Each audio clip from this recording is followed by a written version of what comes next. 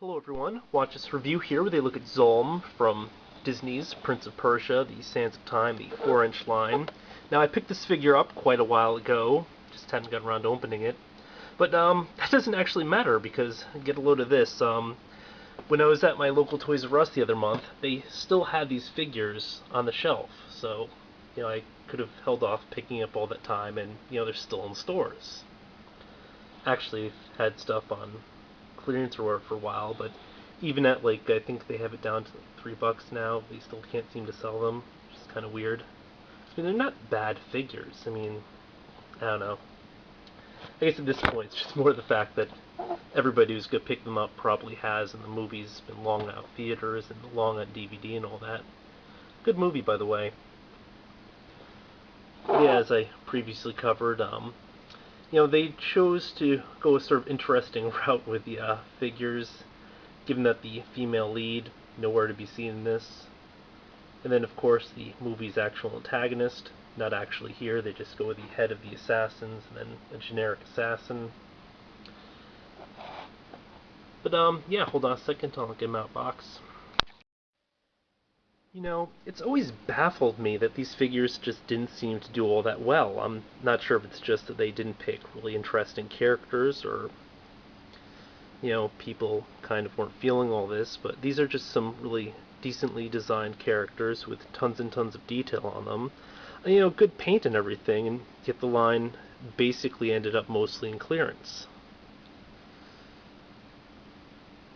I guess maybe you could argue some of the character likenesses aren't all that great, but in this case, I think they pretty much, which I can't remember what he looks like, but it's a good looking face for a face with a giant scar in it. I mean, it looks like a realistic face as opposed to some lines which do kind of goofy looking cartoonish characters when they're supposed to be depicting a real character.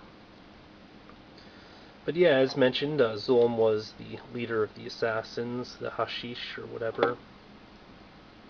Was that Hashish? Assassins? I can't remember. It starts with an H, but it's kind of the root of the word assassin. Comes with a little snake dagger or something here. And he could control snakes in the movie, so that might have something to do with it, as well as a scimitar. I think he also had daggers or something in the film, but all the assassins had so many weapons. As for the line, they opted for a lot of ball and sockets as opposed to hinges, so kind of impedes movement in places due to the sculpt. Can't really get his elbows all much around, and at times the stability on some of these figures aren't all that great. I remember the leg breaking on one of the Dustons that however you pronounce his name, that came with the horse. Of course, they only paid $2 for that set, so that wasn't a huge loss. I mean, just look at this paint. There's a really great shadowing effect applied to the front here. Then they opt for multiple colors for the metal sort of chainmail for the arms. It's kind of got a bronze effect or whatever there, sort of the metal's rusted and stuff. I mean, this is just really great workmanship. And it's just the intricate level of detail, the fact that you don't really have that many paint flaws for something that, if another company like Hasbro did, you'd probably get quite a few. So let's face it, Hasbro isn't really great in the quality assurance area, though they are getting a lot better. The only one area I'd kind of criticize this for is just this really glossy cloak.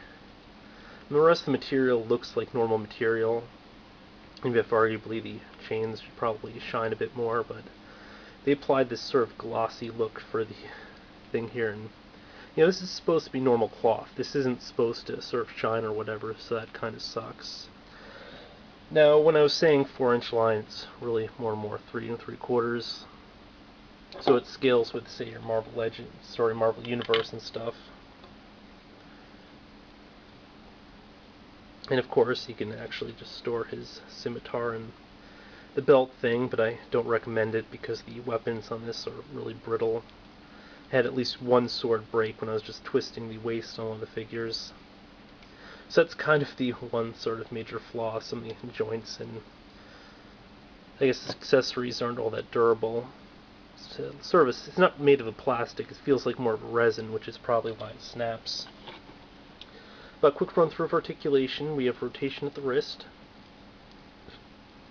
ball and socket here at the elbow. Movement's going to be a little bit funky. Sort of ball jointed shoulder,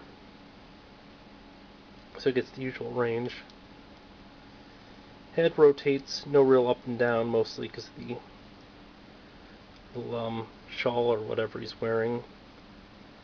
The cloak sort of glued onto it. I'm not sure what the deal with the thing anyway is, because it doesn't look like it's something that would stay attached to the character. So it looks like it's just sort of hanging off his shoulders and stuff. It's kind of weird. It's kind of like a mix of a cape or whatever. You can see that it's clearly got a hood here, so it must be a cloak. Meh. But he has rotation at the waist. Again, don't ever use the waist rotation when you have the sword in there. It will likely break.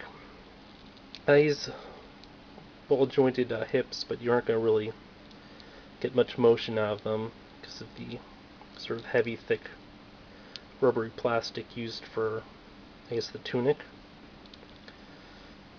Then he has a ball and socket at the knee, usual range. You know, the forward back rotation.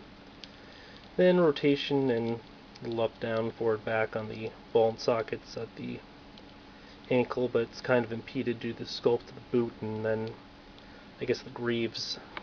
Overall, impressive detail. I mean, you could look at any square inch of this and still be impressed, just because there's so much going on, there's so much detail, and you know, just absolutely great paintwork. I mean, it's hard to sort of describe flaws for this figure, other than just some general articulation issues, and you know, again, the material might not necessarily be durable.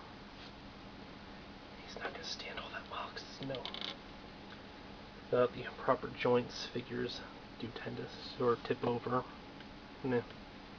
But this has been a look at Zolm. You know, he is a pretty decent figure. You might still be able to find these in stores if you're interested. I would recommend at least picking up a few of the characters, although they might not necessarily, I guess, be presentable in all displays. Also, you know, they do have the whole gates of, shoot, what was the place? I can't remember, but like the gate sets at one point, they were also being clearanced out like Toys R Us for like $4, so you know, definitely look for those too, because that's a really impressive accessory, especially at that price point.